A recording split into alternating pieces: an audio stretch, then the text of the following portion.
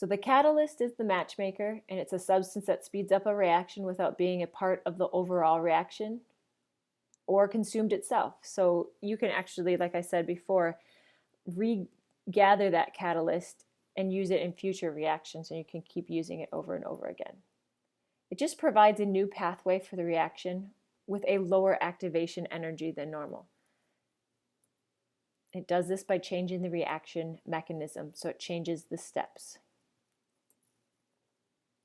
And we've seen this graph before. This is an uncatalyzed pathway. You can see how much energy it would take. If you add a catalyst, it lowers that catalyzed pathway. So it doesn't take as much energy for the reaction to happen. As a result, the reaction will occur much quicker, much more quickly.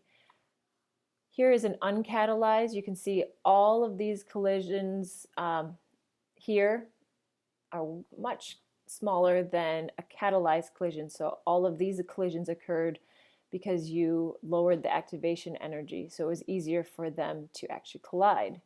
And here you have a ton that didn't get activated.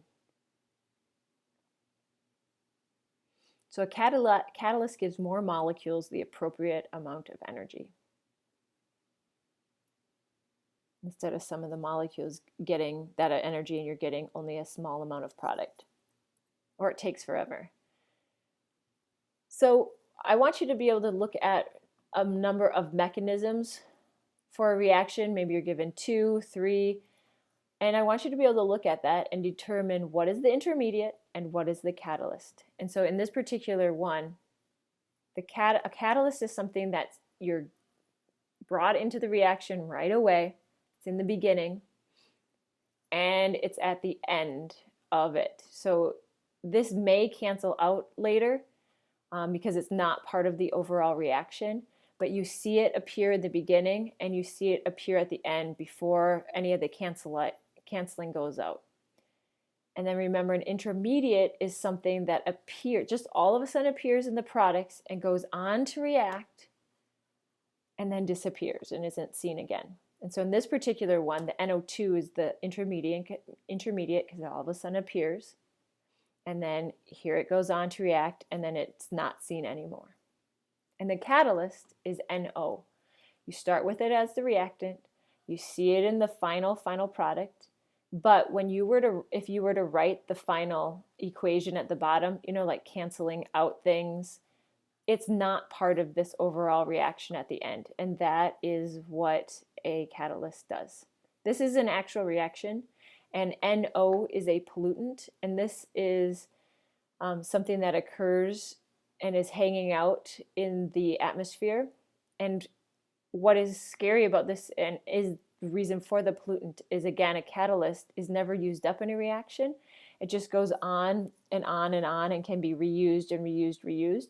And so it has one of these nitrogen monoxide molecules has the capability to react 30 million more times. Eventually it will, be used up, but 30 million times is a lot before it is not able to react anymore.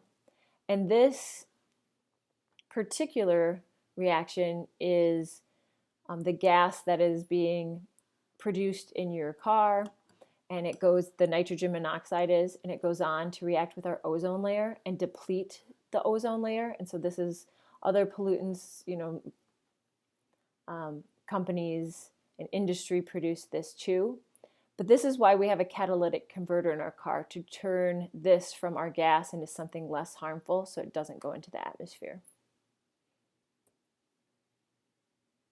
Okay, another reaction, what you guys can see in this particular reaction is, I'd like you to look and look through this and see what do you think is the catalyst and what is the intermediate. And I'd like you to write it down. I don't think I gave it to you. Yeah. And I'll ask you for the answer when I see you in class. Lastly, there are 2 types of catalysts. Something called a homogeneous catalyst. And homogeneous catalyst means just simply that it's in the same state of matter as your reactant. And So if you have liquids that you're reacting together, the catalyst is a liquid, okay, you have a homogeneous catalyst. Enzymes are nature's catalysts, for example, because they're in the same phase.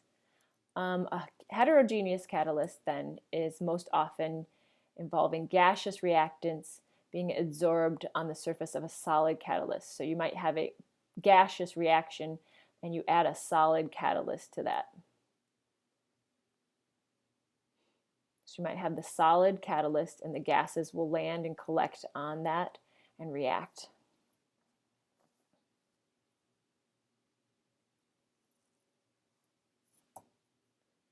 Usually a solid. Example, in your car, there's a catalytic converter. As the gases come across that solid piece of platinum, that catalytic converter, it takes the nitrogen monoxide and converts it into nitrogen and oxygen.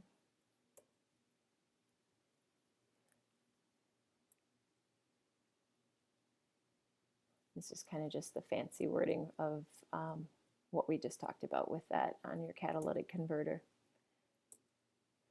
So this is the end of the second podcast, and I will work on talking about the rate law equations and how to determine rate laws in the next one.